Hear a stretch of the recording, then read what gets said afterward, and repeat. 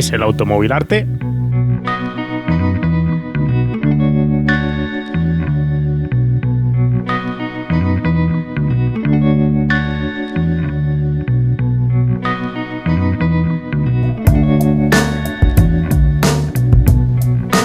Esto es Poweran, un canal que bauticé así para homenajear el arte de la potencia, o la combinación de arte y potencia, como queráis traducirlo. La definición de arte es compleja. Daría para un vídeo completo en otro canal que nada tendría que ver con Poweran.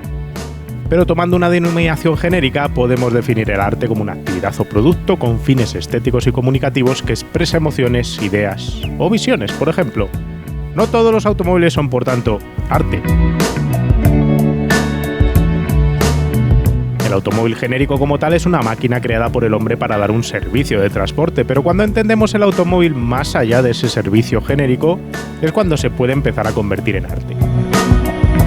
Para ello tiene que comenzar todo en el creador. Es el creador o creadores de los automóviles los que nos tienen que buscar transmitir un mensaje, expresarnos una idea, plasmar una emoción personal para crear una emoción en quien descubre ese automóvil o quien lo conduzca.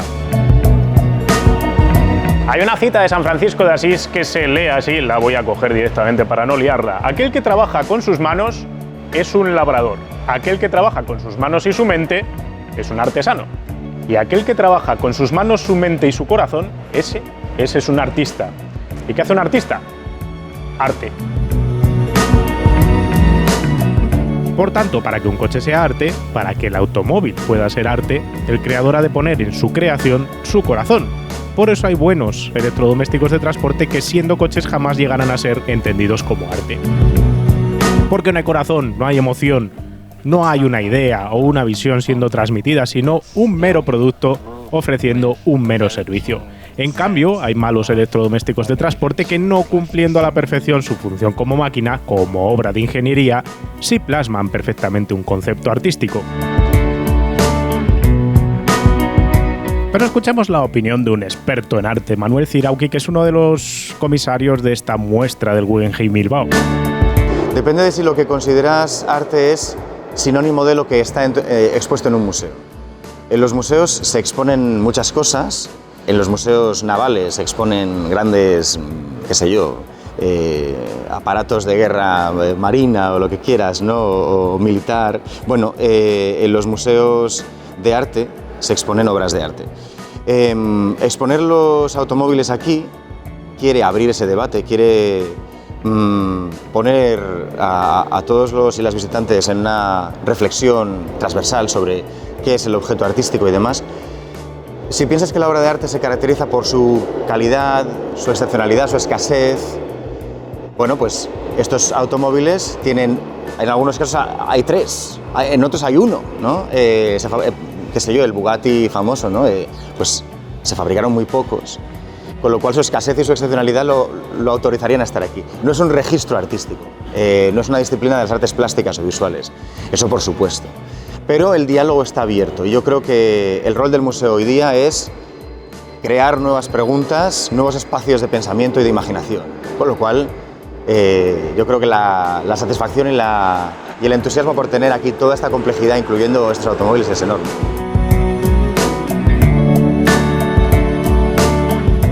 Tras realizar todas estas disquisiciones metafísicas que he querido aprovechar dentro de este perímetro de este vídeo especial que vamos a hacer hoy, nos trasladamos directamente y aterrizamos aquí en el Museo Guggenheim Bilbao para descubrir esta exposición. Yo soy Guille García Alfonsín, esto es Power Art con la energía de Total Energies. Y esta es una visita al Museo Guggenheim Bilbao para conocer la muestra Motion, Autos, Art and Architecture. Madre mía, qué pronunciación. Pero no queremos fastidiaros la visita. Si vais a venir, yo os lo recomiendo ya directamente antes de que hayáis visto siquiera el vídeo. Lo que vamos a hacer es descubrir algunas historias peculiares y concretas de algunos de los coches expuestos, algunas de las piezas de arte, para que después, cuando vengáis aquí a disfrutarlo en persona, tengáis un poco más de contexto y sepáis lo que estáis viendo.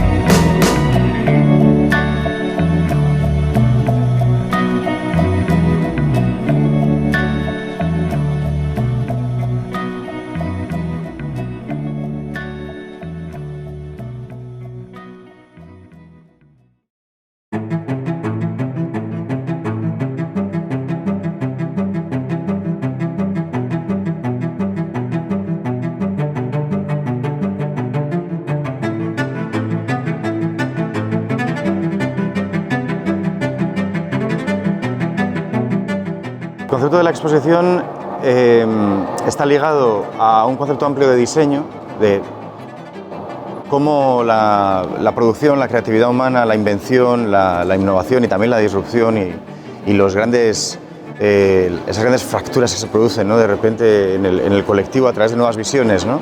Bueno, cómo puede ser leída en su historia a través de un objeto tan influyente y tan potente como el automóvil, que ha conseguido transformar no solamente los suelos que pisamos, las estructuras de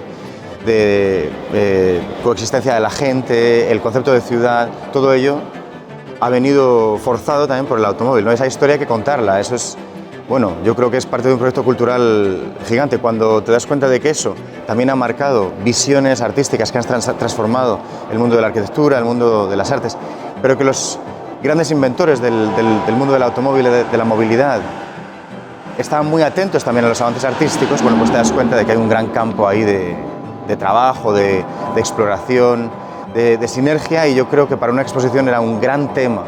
Y también te puedo decir que es el gran tema que venía ocupando la mente de Norman Foster por un montón de años y finalmente ha encontrado pues con quién hacerlo, ¿no?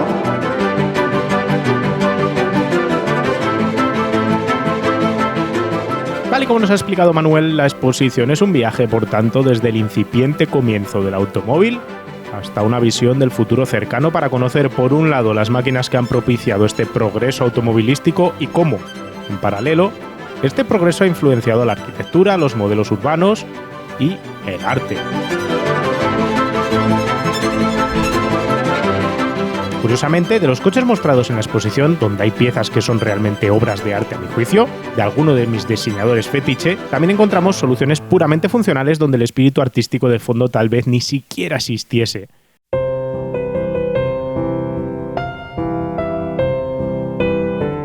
Pero el atractivo de la muestra y de su orden va un paso más allá. El grueso de los coches expuestos los conocemos todos los aficionados, pero es verlos en vivo y en un contexto lo que da fuerza a la muestra. El ver arte derivado del automóvil, cuadros que nos hablan, obras artísticas, nos cambia la visión radicalmente.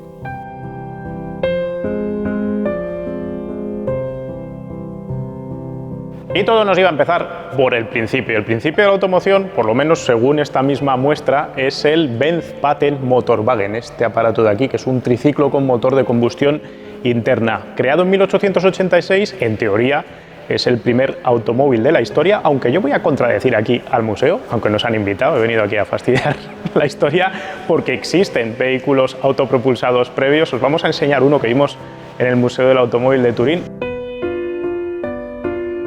Que en 1769, Nicolas Joseph Cugnot creó un vehículo a vapor movido autónomamente, uno que además vimos años atrás y os mostramos en el Museo Nacional del Automóvil de Italia, en Turín. Un aparato, el Cugnot, el auténtico primer automóvil de la historia del que tengamos conocimiento, que no transformó el mundo como sí lo hizo el invento de Benz.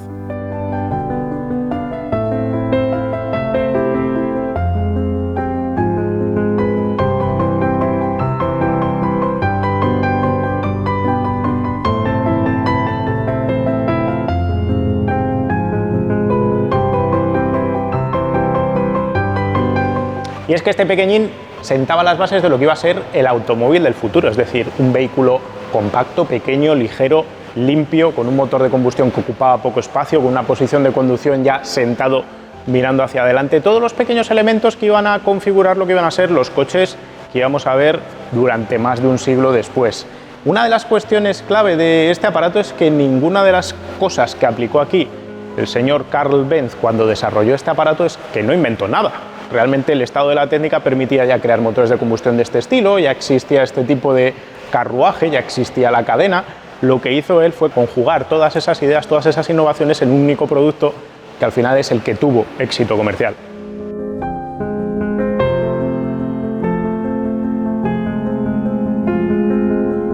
La segunda pieza por orden cronológico de esta muestra también lleva un apellido ilustre, y es que si el primer vehículo que os hemos mostrado era un Benz, un tatarabuelo de lo que iba a ser luego Mercedes-Benz, este coche lleva el apellido Porsche, que va a salir unas cuantas veces más en esta exposición. En concreto es un Lohner Porsche, es cuando Ferdinand Porsche trabajaba para Lohner, un fabricante de carruajes, un carrocero, y acabó creando este aparato que era además un vehículo eléctrico con motores eléctricos en el cubo de rueda del eje delantero.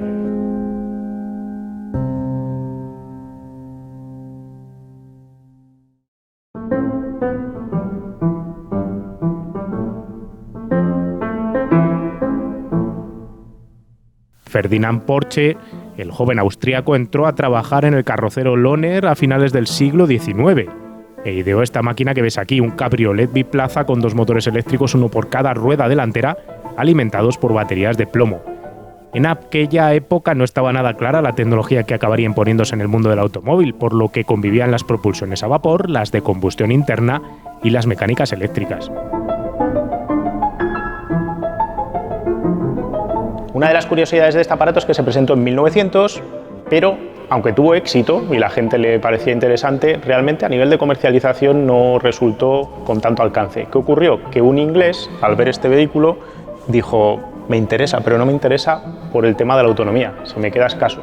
Por eso Porsche se puso a trabajar y creó el primer vehículo híbrido en serie de la historia. Lo que hizo fue acoplar este mismo eje delantero, montó otro eje trasero también eléctrico y le montó un motor de combustión alimentando las baterías que llevaba este vehículo para que el coche fuese más utilizable.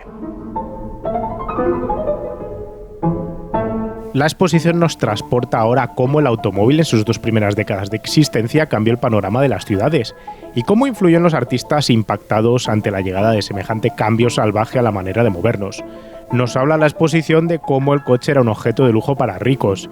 Y esto nos lleva a hablar del Model T, el primer coche en producción seriada con éxito comercial. Como en el caso del Benz, no es que Henry Ford inventase la rueda, no es que inventase un producto completamente distinto a lo que ya existía, ni siquiera inventó la cadena de producción, a pesar de lo que os hayan podido llegar a contar. La realidad es que fue el primer empresario, vamos a llamarlo así, que fue capaz de combinar todas esas innovaciones de la época para crear un coche con éxito comercial que la gente pudiese alcanzar con su bolsillo y comprarlo en masa.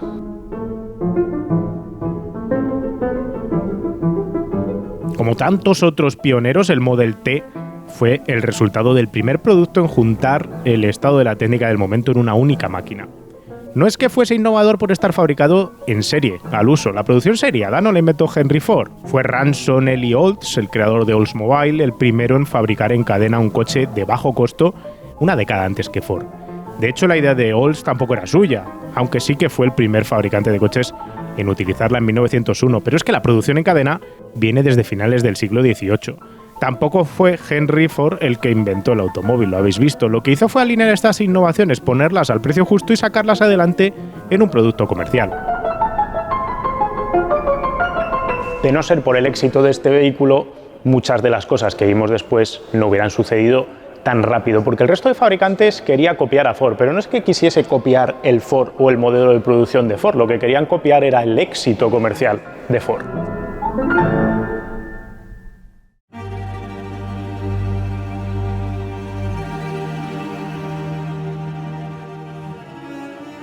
Este es el Bugatti tipo 35, el coche de gran premio más famoso de preguerra probablemente. Una unidad como esta disputaría no muy lejos de aquí, en el mítico circuito de las Artes del Gran Premio de San Sebastián.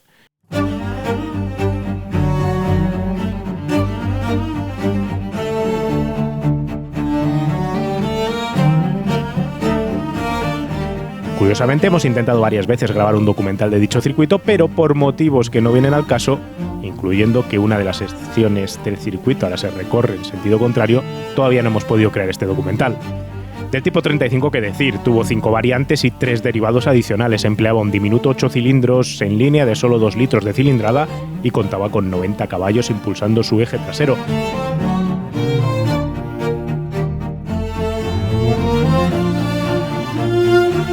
Entre sus innovaciones estaba el uso de las llantas de aleación ligera por primera vez en un vehículo de competición de este tipo y un eje hueco delantero.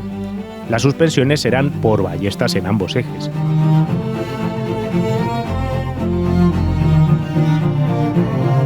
Este coche ganó más de 1000 carreras en su historial deportivo. Tal era su éxito que en un fin de semana cualquiera los tipos 35 repartidos por el mundo en su mejor momento ganaban una media de 14 carreras.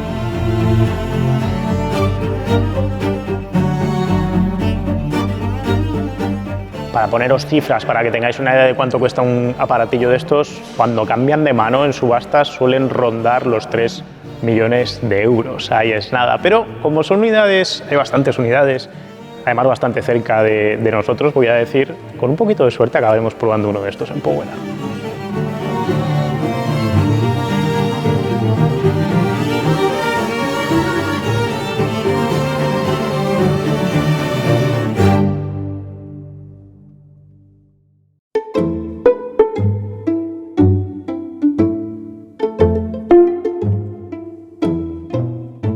Dentro de la primera parte de la exposición tenemos algunos ejemplares más que nos hablan de la evolución del automóvil en la primera parte del siglo XX. Este Voisin no es un coche convencional cualquiera, está aquí por ser el medio de transporte que utilizaba Le Corvaisier, diseñado por Gabriel Voisin en su momento, que también era creador de aviones. Es un guiño a los diseños residenciales de Le Corvaisier, incluyendo aspectos como la tapicería. Un coche de lujo para gente con dinero.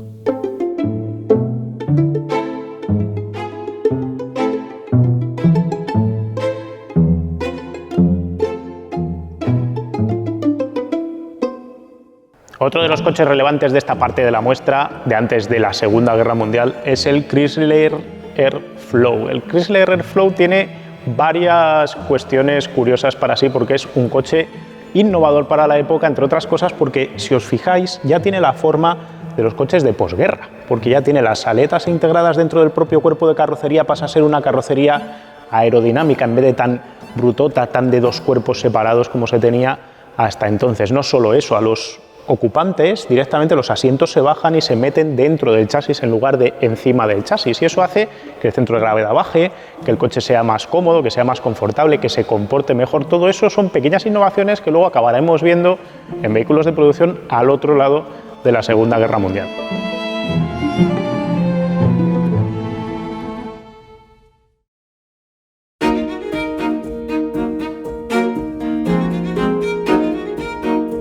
Del diseño aerodinámico del Chrysler pasamos al famoso Tatra T87, al que dedicaremos algún día un vídeo o un podcast en el canal, ya que llevamos tiempo documentándonos para ello.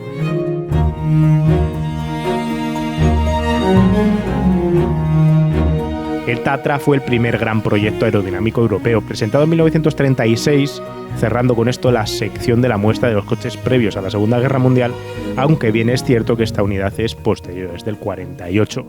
El T87 es una berlina de representación que llevaba un paso más allá la moda de crear cuerpos aerodinámicos de la época, con un formato que sería copiado hasta la saciedad por numerosos proyectos europeos.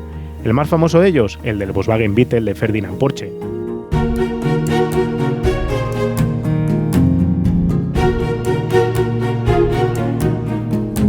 No es casual el parecido, de hecho, ya que uno de los ingenieros de Tatra, responsable de su aerodinámica, fue Hans Levinka, que compartió mantel numerosas veces en su época con Ferdinand Porsche, mientras Ferdinand Porsche diseñaba el Beetle.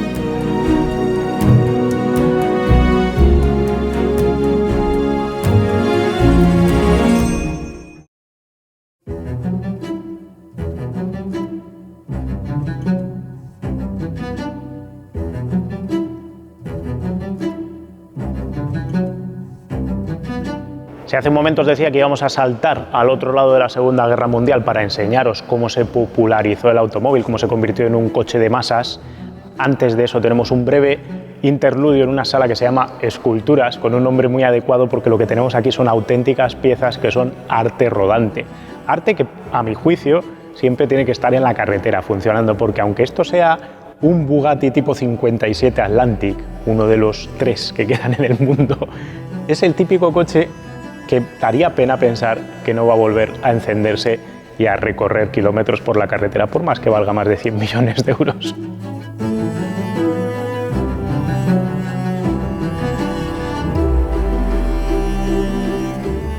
La primera pieza de esta colección de esculturas es el impresionante Bugatti tipo 57 Atlantic, uno de los coches más bellos de todos los tiempos, una obra de ingeniería con motor de 8 cilindros, 3,2 litros y 210 caballos. Esta unidad es de 1936, es una de las 3 que quedan en el mundo con una cotización que ronda ahora mismo los 50 millones de euros.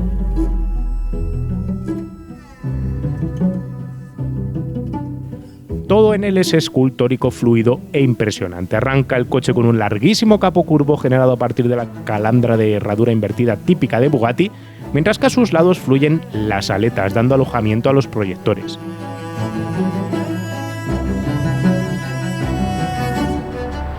La cabina se concentra sobre el eje trasero con una trasera pesada respecto al frontal alargado y horizontal. Tiene una forma curva y aerodinámica con una aleta dorsal de aluminio remachado con unas aperturas en las puertas que abrazan el techo. Por detrás, la terminación aerodinámica y fina da paso a 8 salidas de escape independientes, una por cada cilindro.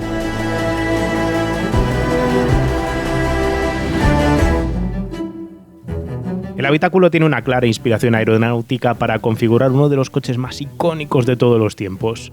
Esta inspiración aerodinámica también se deja ver en la cantidad de remaches vistos que pueblan una carrocería íntegramente fabricada en duraluminio, por lo que en lugar de emplear soldaduras, empleó esta solución de aviación para su unión.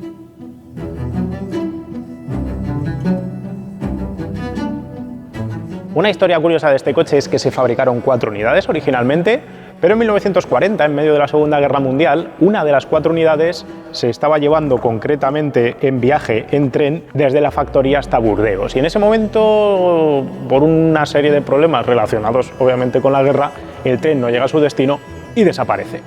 Así que uno de los 4 Bugattis tipo 57 Atlantic está desaparecido desde entonces. No se han encontrado ni los restos, ni se sabe quién lo tiene, ni si está guardado en un cobertizo desde hace 50, 80 años en medio de Francia. Así que imaginaos que vais andando por en medio de Francia de vacaciones, abrís la puerta de un cobertizo abandonado y aparece algo así. Merece la pena dedicarnos el resto de nuestras vidas, Diego, solo a buscar esto. Además, si lo encuentras y lo vendes, ya has hecho tu vida, ¿no? Esto es como los que exploran con los barcos el fondo marino.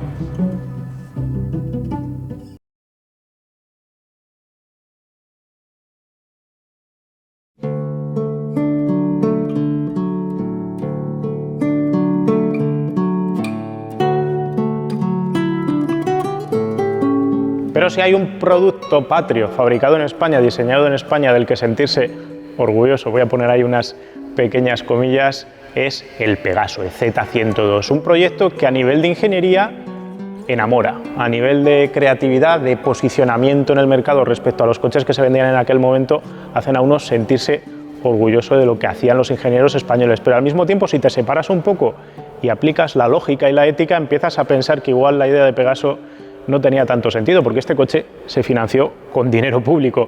Así que hay que pensar, hay 3 maneras de pensar todo esto. Wilfredo Ricard justificaba este desarrollo, la idea de crear 82 Pegasos deportivos de Gran Turismo, como una especie de escuela de ingeniería para que sus mecánicos y sus ingenieros aprendiesen a hacer grandes coches, para que eso luego les ayudase a hacer buenos camiones. Esa era la línea oficial, vamos a decir. Luego hay otras 2 líneas paralelas que se pueden trazar.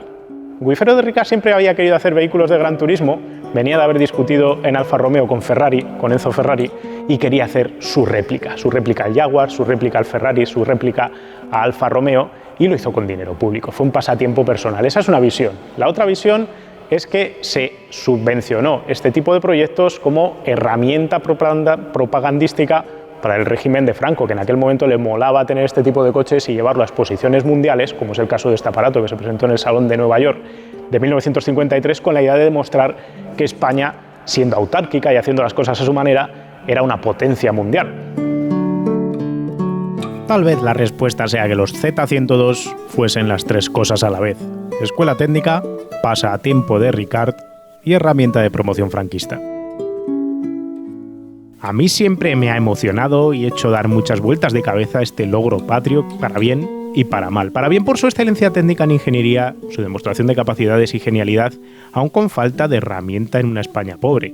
Pero al mismo tiempo la parte moral y ética de la historia me hace preguntar cómo, en un momento de escasez extrema que teníamos en España, con hambre y racionamiento, el dinero público podía acabar siendo gastado en crear 82 copias de este concepto de Gran Turismo, pagado con impuestos en un modelo de negocio cuya rentabilidad resultó ser desastrosa.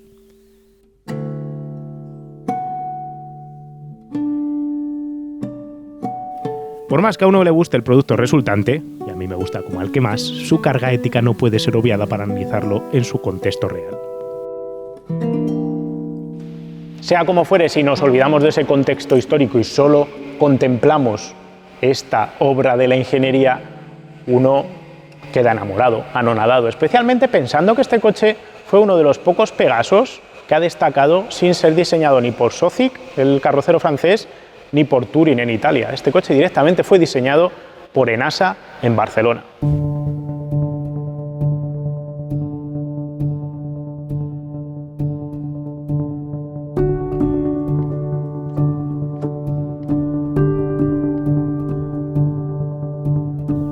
Este diseño fue el resultado de una encuesta ejecutada por ENASA a estudiantes de la época de los años 50 en España sobre cómo tenía que ser el coche del futuro. La obsesión entonces por los ovnis, los platillos volantes de la época, llevó a crear un formato de carrocería con las ruedas carenadas y una luneta posterior panorámica en forma de cúpula.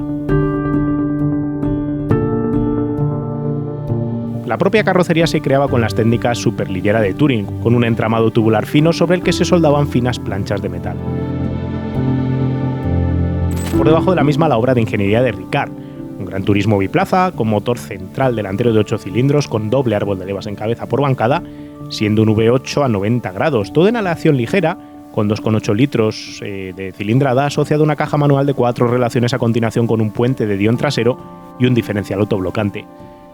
Este coche en su época hacía palidecer a los mejores Ferraris por su pura implantación técnica, luchando de tú a tú con los tecnológicos Jaguar de la época.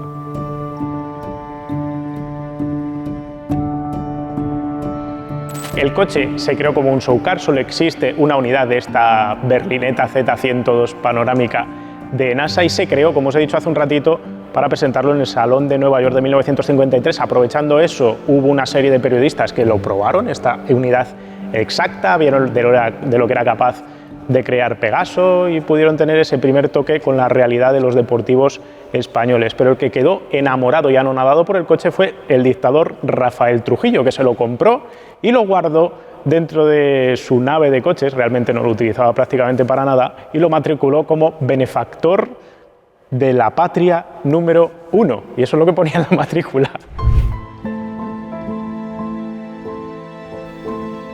El coche en su vida pasó por manos de un propietario en Puerto Rico y otros ya en Estados Unidos que lo recarrozaron como Spider. Tras un periplo que lo vio vivir en México, en Denver y en Múnich, este coche acabó en las manos de su propietario actual en 2006, que lo restauró para exhibirlo en su propio museo, el Louwman de La Haya, en Holanda.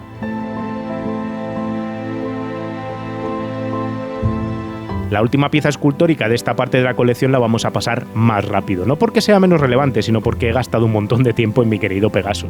Algún día conduciremos y haremos un reportaje de un Pegaso, claro que sí, pero ahora toca hablar de este R-Type de Bentley y está en esta muestra como último representante de este formato aerodinámico de aquella época. Diseñado en el túnel aerodinámico de Rolls-Royce cuando Bentley ya era parte de la propia Rolls y presentado en el mismo 1953 en el que se presentaba el Pegaso Cúpula, este coche del modelo de ave alada juega con una carrocería integral, la trasera afilada y potentes caderas traseras. ¿Pero qué queréis que os diga? El Pegaso lo hace ver viejo teniéndolo al lado, tan pronto comparas uno con el otro sabiendo que los dos son del mismo año.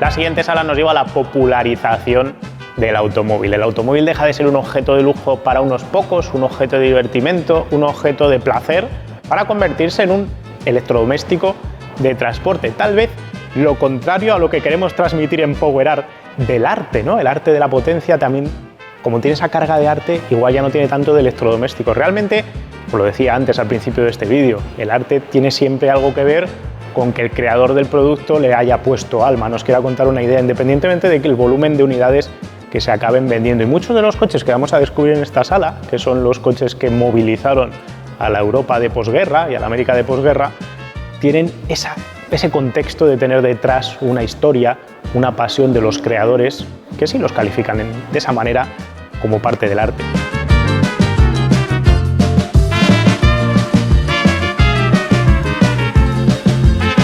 La idea del coche popular no es nueva de posguerra. Los proyectos de vehículos para movilizar al mundo a bajo coste son previos, y coches como el Beetle, el 2 caballos o el Fiat Topolino nacieron antes de la contienda. Pero aquí tenemos en el Guggenheim una muestra todavía más sencilla de una obra que nunca llegó a fabricarse en serie, el Voiture Minimum de Le Corbusier. Le Corbusier presentó este diseño sobre el papel en un concurso de 1935, fechando los dibujos y planos en 1928, aunque no se sabe a ciencia cierta si el coche era previo o no. La realidad es que Le Corbusier le puso empeño para lanzar al mercado un coche sencillo, ligero, económico, con un diseño aerodinámico parecido a lo que se estaba investigando en la época, pero sus propuestas para llevarlo a la producción, a pesar de su fama, no consiguió que ninguno de los fabricantes a los que trató de encandilar se viesen convencidos por fabricar su coche en serie. Fue Giugiaro quien, impresionado por el concepto en 1987, construyó una maqueta de madera de este triplaza en línea y empezó a mover un poco el conocimiento de este pequeño aparato francés. Y de la obra conceptual de Le Corbusier pasamos al primer gran movilizador de masas tras el Model T de Ford, que es el Beetle. Este proyecto, arrancado por Adolf Hitler para movilizar su Alemania con un diseño de Ferdinand Porsche, muy discutido por asociarlo a copias de otros diseños de otros creadores, acabó siendo producido en masa por la autoridad británica que gestionaba la Alemania de posguerra para dar algo que hacer a los alemanes. Se planteó en su momento mover la factoría fuera de Alemania, pero ni los estadounidenses ni los británicos apreciaron valor alguno en el concepto del Beetle, que acabó comiéndose el mundo a base de ventas millonarias durante décadas. Algún día le dedicaremos un reportaje completo, pero mientras eso llega, os recomiendo leer Beetle Wars, un libro británico que arroja mucha luz alrededor de todo lo acontecido alrededor del Beetle y que despeja muchas dudas sobre quién copió a quién y qué conceptos se robaron de dónde.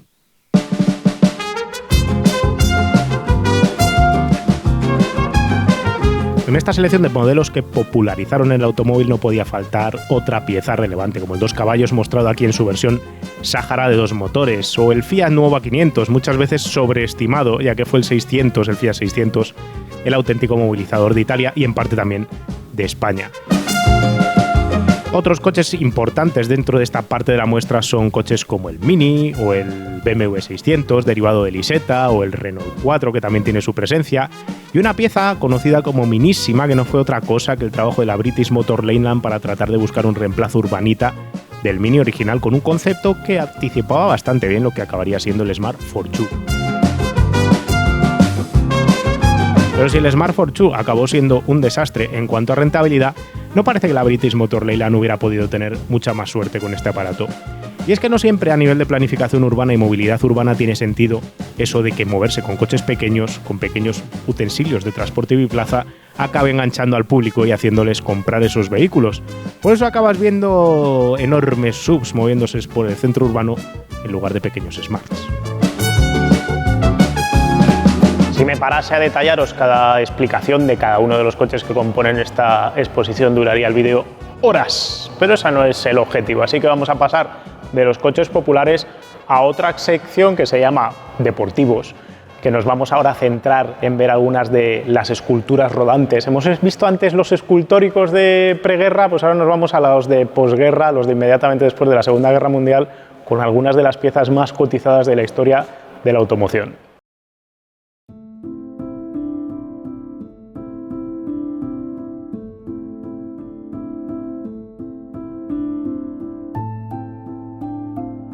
Si está el Beetle en esta exposición, el primer Porsche de la marca Porsche también tenía que estar. El hombre que motorizó el mundo con el Beetle, Ferdinand Porsche, tuvo un hijo, Ferry Porsche, que supo continuar con el legado de la firma y empujarla para convertirse en el fabricante de deportivos más famoso del mundo, podríamos decir. Ligero, aprovechando elementos del Beetle, fiable a la alemana, el 356 sentó las bases de lo que vendría después, sin ser un deportivo de altísimas prestaciones, sino un producto puro de disfrute y calidad de conducción.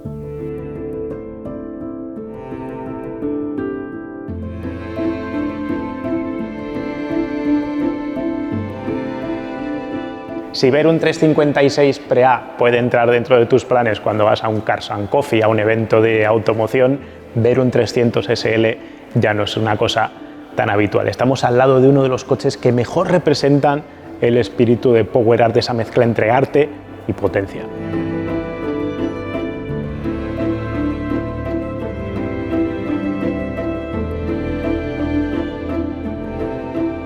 En su momento en el vídeo de la MGGT ya comentamos cómo Mercedes-Benz cogió su coche ganador de las 24 horas de Le Mans, el W194, y creó una versión de calle.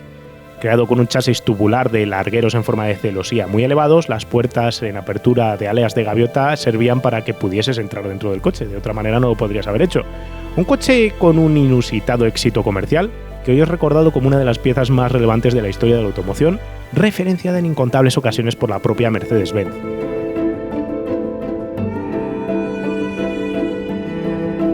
Y este es el mejor Ferrari de todos los tiempos para muchos, el más caro cuando sale a subasta, es el 250 GTO. Ver uno es como ver un unicornio. Curiosamente, a pesar de la conexión de Ferrari con Pininfarina en la época, el 250 GTO lo creó Sergio Scaglietti fuera de Pininfarina. Y lo hizo sobre la base técnica creada por un chasis diseñado por Giotto Bizarrini. Menudos dos nombres hemos mezclado aquí. Su estampa aerodinámica fue perfeccionada en el túnel de viento de la Universidad de Pisa. Bajo su capó delantero se escondía el glorioso V12 Colombo de 3 litros de cilindrada de 300 caballos, nada menos. Ganador habitual en carreras de su época de Gran Turismo, esta pieza de colección, de la que existen 36 copias conocidas, ahora mismo cotiza por encima de los 70 millones de dólares. Hay una curiosidad en relación al preciosísimo 250 GTO, y es que Enzo Ferrari, viendo esa obra creada por Scaglietti, en ese mismo año vio como Jaguar lanzaba el Tipo E. ¿Y qué dijo Enzo Ferrari? Que este era el coche más bello jamás creado, y salió de la boca de Enzo Ferrari que fabricaba el GTO. Para mí eso le da una relevancia doble. Por un lado, la importancia de entender que los rivales pueden hacer buen trabajo, lo cual hablaba bien en aquel momento de Enzo Ferrari. Por otro lado, habla de lo escultural que se veía este Jaguar en su época.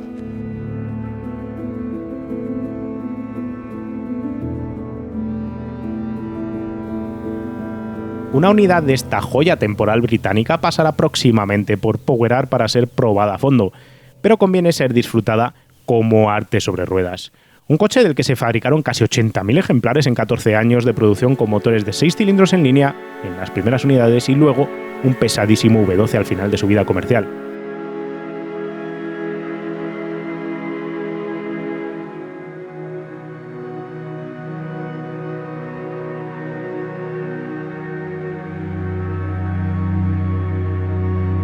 Si toda esta charla que os estamos dando hoy tiene que ver de la mezcla entre automóvil y arte, podemos considerar que si el cine es el séptimo arte, de alguna manera el automóvil también tenía que influenciarlo. Y el Aston Martin DB5 debe de ser una de esas piezas que nos permiten esa conexión entre la gran pantalla y el mundo del automóvil. Este coche es el que utilizó James Bond en la famosísima película Goldfinger, con un montón de gadgets metidos y todo lo demás. Es una de las unidades originales y es uno de esos aparatos que ya de por sí es bello. Este coche en su día lo diseñó Touring para Aston Martin, ya, un coche respetable, un Gran Turismo británico con gusto, pero el hecho de aparecer en la película cambió radicalmente la manera de interpretar lo que significaba Aston Martin a la gente de a pie.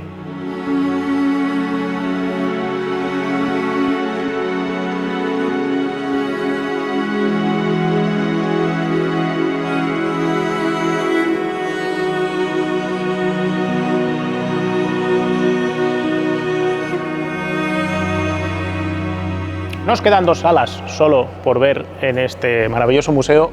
La que os vamos a enseñar ahora tiene que ver con coches visionarios, concept cars, vehículos extraños, vehículos que nos anticipaban cómo podía ser el vehículo del futuro, que luego con más tino o con menos tino. De hecho, de lo que vais a ver aquí, prácticamente nada acabó convirtiéndose en vehículos de producción, con una contadísima excepción.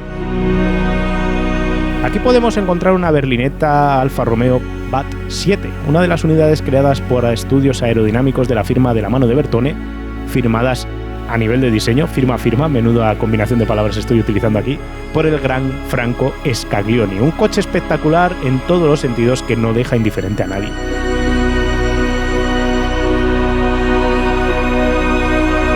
Le acompañan 3 visiones bajo el nombre de Firebird por parte de la General Motors, en un momento en el que el equipo de diseño del mayor fabricante de coches del mundo de su época soñaba cómo podía ser el automóvil del futuro, incluyendo turbinas, no muy lejos de las interpretaciones aerodinámicas de Bertone al respecto. Hay en este espacio lugar para otros de los mejores coches de todos los tiempos, el Citroën DS21 diseñado por Flaminio Bertoni, en cuanto a su formato original optimizado por Robert Opron posteriormente en 1968, y hay hasta espacio para un Fórmula 1 moderno, el Mercedes-Benz.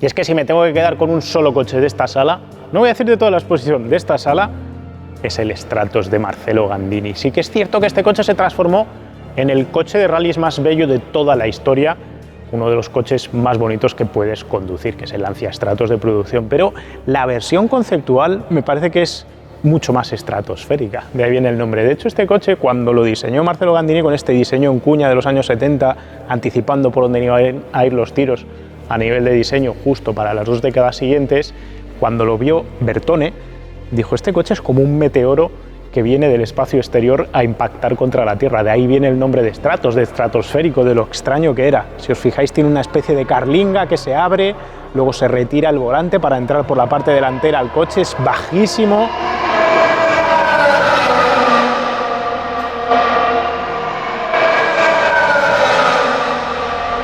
Nos está fastidiando Lewis Hamilton la grabación con el ruido de su Mercedes de Fórmula 1, pero ¿qué queréis que os diga? Al lado de aquel Mercedes de Fórmula 1, yo me quedo con este.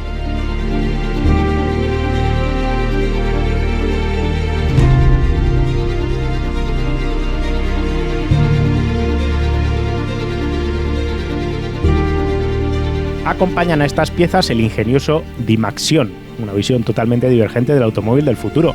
Y es que si todo lo que hemos visto en esta sección tiene que ver con visiones más tradicionales del vehículo de 4 ruedas, el Dimaxion, creado en 1933, mucho antes que los demás de esta sala, anticipaba la visión de un monovolumen aerodinámico para el transporte cómodo de personas, sobre una base de triciclo con rueda directriz trasera y un motor V8 en posición central trasera impulsando las ruedas delanteras. Norman Foster, el arquitecto de fama mundial que ha montado esta exposición en la que estamos hoy, creó una réplica a partir de los planos originales de este aparato en 2010, que es la que estáis viendo. De hecho, hay un documental publicado en 2012 contando todas las peculiaridades de esta visión del automóvil que no llegó a prosperar y que dinámicamente era bastante dudosa.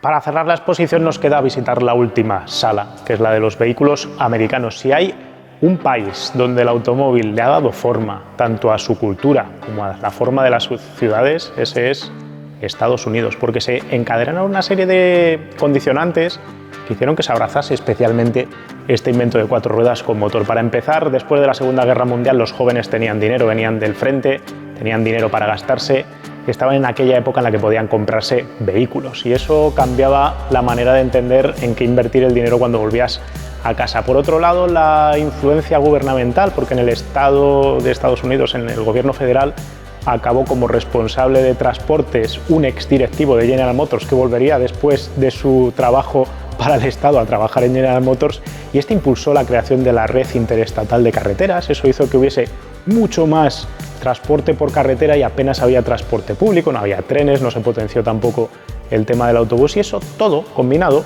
hizo que el automóvil se abrazase de tal manera que Estados Unidos podríamos decir que es el país más automovilístico del mundo, no por amor propio contra los coches, no por decisión, sino por todo ese cúmulo de circunstancias.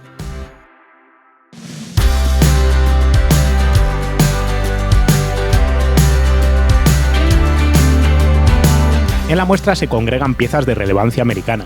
Hay lugar para un mítico Mustang, el coche más exitoso en su primer año de ventas de la historia, sabiendo en ese Mustang captar en un mismo momento el poder adquisitivo de una juventud americana a la que le interesaba un coche de aspecto deportivo más que las prestaciones puras.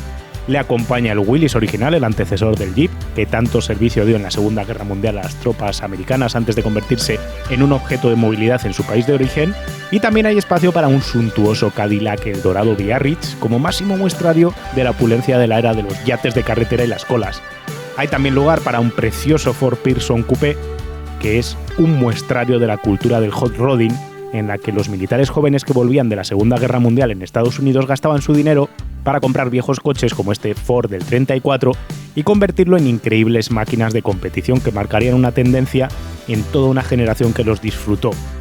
Hay que pensar que esta unidad, por ejemplo, fue la portada de la mítica revista Hot Rod en 1950.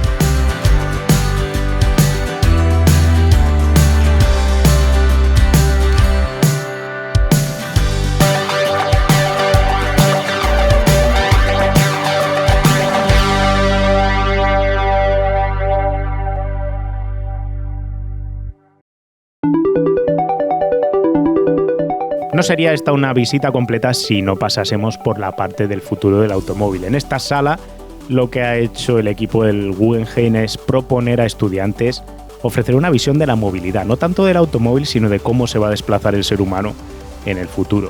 Aquí podemos ver ideas totalmente diferenciales. Podemos ver drones para movernos por el centro de la ciudad, derivados parecidos a coches, vehículos más dignos de pelis steampunk en forma de rueda motorizada y todo tipo de ideas para cambiar las urbes para que nos podamos mover dentro de ellas. Pero os voy a dejar disfrutar visitando directamente Bilbao este verano, si tenéis un tiempo, porque realmente la exposición merece la pena. El museo siempre ha tenido mucha gente. Hay mucha gente este año y podemos decir que será un año histórico. Aun si no consideramos el break de la pandemia, será un año histórico en visitantes. Este museo tiene una característica que es que, aparte de tener una gran colección y parecerse a muchos museos del mundo, a muchos grandes museos, es un lugar que mucha gente elige pues, para iniciarse, digamos, en el contacto con el arte moderno y contemporáneo. Con lo cual siempre hay gente nueva en el museo. El automóvil atrae a personas que pues, pueden tener unas querencias que no son exactamente las de la escultura y la pintura, lo cual me parece también maravilloso. También debo decir que personas como yo, que no tengo unas querencias muy hacia el mundo del motor, por ejemplo, la Fórmula 1, sí me interesa mucho el diseño, pues claro, aquí me encuentro con pues un material riquísimo, ¿no? Y para mí también ha sido una formación, y para mucha gente en el museo, una gran formación en algo que es pues, de un gran valor, ¿no?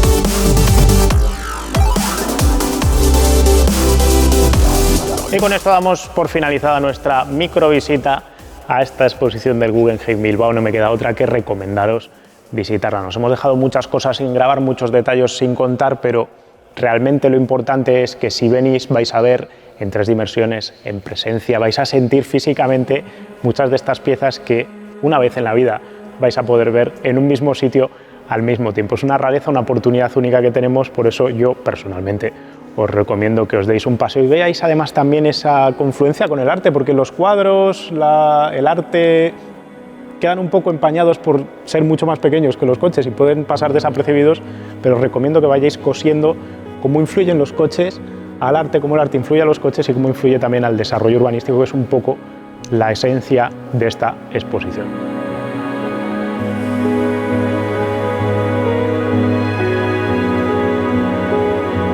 Yo no tengo nada más que contaros, solo voy a despedirme ahora aquí, y si tenéis algún comentario o historieta que contar del Guggenheim o de cualquiera de las piezas que hemos mostrado, estaremos encantados de leerla en los comentarios.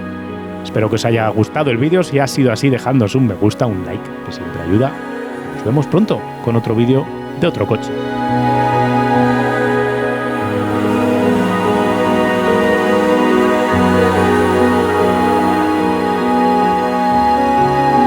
¡Hey! Recuerda que puedes lucir tu amor por PowerArt con las gafas, gorras, camisetas y sudaderas que ha desarrollado Kimoa para nosotros. Las tienes disponibles todas en www.kimoa.com.